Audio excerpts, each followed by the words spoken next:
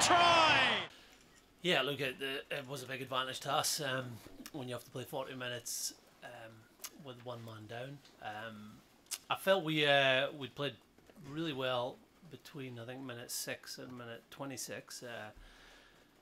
And we got 10 points up. We put them under pressure, and the game was such an open game that there was going to be some tired bodies. Obviously, in the second half, when you're working hard, as 14, not 15, those bodies will get even more tired. And when the game became less structured, it suited us. It suited the fact that the defences will be a bit disjointed, and we had some very good ball players that managed to get on ball a lot in that second half. You continuously seem to find an extra gear, speed the game up more, and get more points. Was it all about getting the biggest scoreline on the No, look, and it wasn't like that the whole time. They came back. If you'd been in the coaching box with Matt Taylor, he was very worried when they got that try.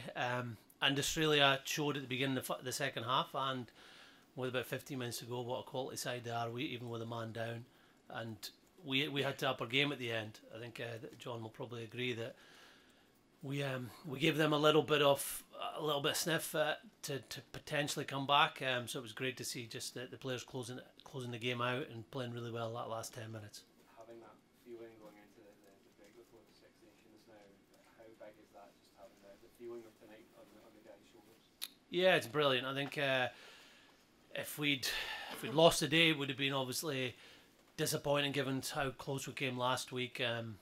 But we were really working towards a better performance, and a lot of the times out there it was better than last week. There's still a few things to improve, but to come into such a big fixture with some bodies that were tired after last week, with all that energy, was brilliant to see. And I'm speaking on behalf of the players now, we get the energy from the crowd too. And Murrayfield the last 2 weeks has been fantastic, best atmosphere in an international game just now, and it's great for our players to experience that and thrive off that. Losing Foggy close to the start of the game must have been a blow for you, but how pleased were you with the boys reacted to that readjustment you had to make? Yeah, very pleased to see the replacements play so well. Byron was outstanding, and Sean Maitland fitting in at 15, having trained mainly on the wing this week. He has had a couple of runs at 15, and only in his second game back after injury. That was great. It was also very good to see the not affecting the players too much when you have to say to them 5 minutes before or 10 minutes before kickoff that there's a change. There's going to be a slight effect, and players will be asking questions. What does that mean about certain moves? But they kept their focus. It shows their resilience, and also shows the depth we have in certain positions, especially in the back line. Do you now believe that, given the performance last week and today's result, that you're a team that going into these Six Nations you should be feared that you can go on and compete for honours? Well, I think all the teams in the Six Nations are very good, and I'm sure they'll approach January, February with a belief they can win all their games. We said back in St Andrews as a group the challenge that was facing us over the next 6 months, 12 months was a huge one. It was playing every team in the top 8 apart from South Africa. But if we played at our best, we could win all those games, or win every time we play a top team. And we showed that last week, almost getting the win, and we certainly showed it today. We're going to have that same belief, but also the same mindset to play, take the game to the opposition and work hard, and that will bring us rewards.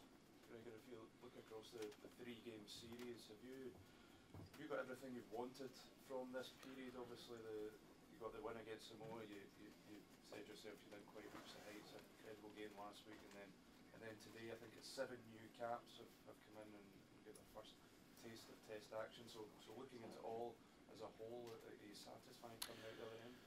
Yeah, we've learned a lot about our players, individuals. You think someone like Jamie Batty came off the bench in the Samoa game for his first cap, then had more confidence playing against New Zealand, the current #1 team in the world, and then today made a brilliant line break and looked like he's been playing for 10 years.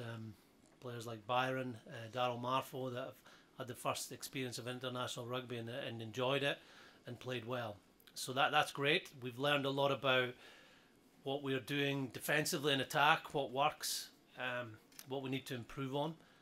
And I believe the players will see those pictures. When we defend a certain way with a certain intensity, we can force mistakes out of the opposition. When we work and attack, we can create opportunities. I have to credit the forward pack as well, and Dan McFarlane for the work he's done. Our line-up maul has been outstanding all 3 games, and again it was today. Johnny Gray has obviously been a key player for Scotland for a few years now. There's a bit of chat about him perhaps needing to add some more layers to his game coming into this series. He scored 2 tries the last 2 weeks, and we've seen perhaps a bit more offloading and things like that. Is he taking his game to a new level, do you feel? He has, and it's hard to see what new level he could have taken to. I can't remember him playing a below average game. He's always plays well, and he's now playing very well. He was great last week, and again today. His work rate is immense, and that is a special trait to have, and a special ability to have, to put those tackles in, to get those rucks, and he's now looking to do more in attack, which is a huge bonus for us. John, as a performance and the result, where does that rank in 10 years of Test rugby that you've experienced? It's pretty good. It's a pretty good performance, and I just think the manner of the way which we performed is the most encouraging. I think the scoreline is something that will maybe be focused on outside the group, but the group, that the way we're trying to play, and I think we spoke a lot as a group about backing up the way we tried to play last week. You know, that was the template of how we're trying to play, the speed, you know, the tempo, the sort of chaotic way we're trying to play. And Australia, a very good team. They lost a player, but sometimes that galvanises the team. So I thought it was absolutely fantastic, and it meant a lot to the guys after the disappointment of last week. Can you say something about the confidence in this group of players, John? I think you can see.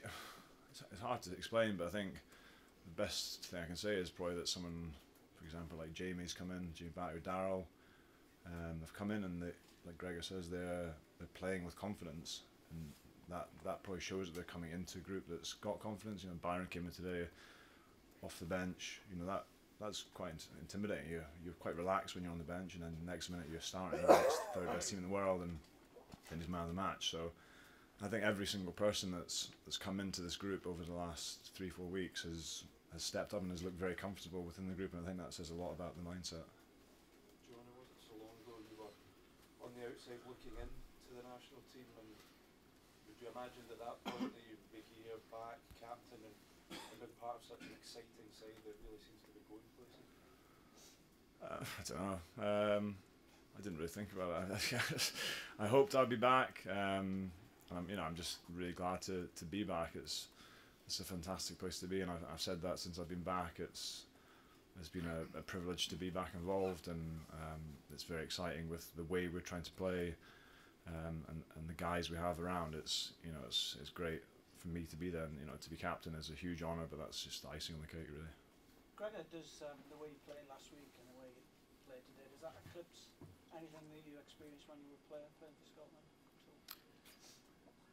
Oh well, we certainly never came that close to beating Australia when I played, or New Zealand. I think when Scotland play at their best, it's a game of speed. It's a game of work rate, and I was fortunate enough to be involved in a couple of seasons where we played something similar to what the guys have shown today. It's great to watch as well, but I do think it brings out our strengths as players. It takes a special group of players, special leadership group as well, that drive the standards, that keep people calm in moments when things test us, whether it's injuries last week or late changes today or tries against us. They still have the confidence to go out and play, and that's a big factor that is difficult to coach, and we're fortunate we have those players that can go out, play well, take the game to the opposition, and thrive playing Test match rugby. Gregor, how does it feel personally? You have it similar to that. You've experienced some big defeats against teams like Australia in the past, and wondered, there were people sitting in that stadium today who never thought they would probably see Scotland putting 50 points in Australia here. How do you feel about that in terms of what it says about Scottish rugby now? Well, there's been a lot of positivity around Scottish rugby, and a lot of hard work's gone in at a number of levels over the last few years, and it's great to get that win against the third team in the world. I felt the win in the summer as well was in a different context, because we it wasn't as open as today's game, but there was a lot of hard work going on in defence and attack. Showed what the players are capable of, and we're all aware there's a number of players that could have been playing today that will come back into the mix, but shows the depth we have, what the players are doing, coming through from age group, coming into the pro teams, and it's an exciting time to be involved with Scottish rugby. You ask supporters over the last couple of weeks whether they've enjoyed watching the Scotland team play. If you ask the players if they enjoyed playing for Scotland, I'm sure they will all say yes. We just got to build on that. We've got to bottle that and make sure that this energy, this enjoyment, this hard work keeps on going, because we've got some big tests coming up. Wales, France, England, our next 3 games are going to really test us. Those 3 are excellent teams, but we've got to go in that Six Nations with real confidence that we can do well.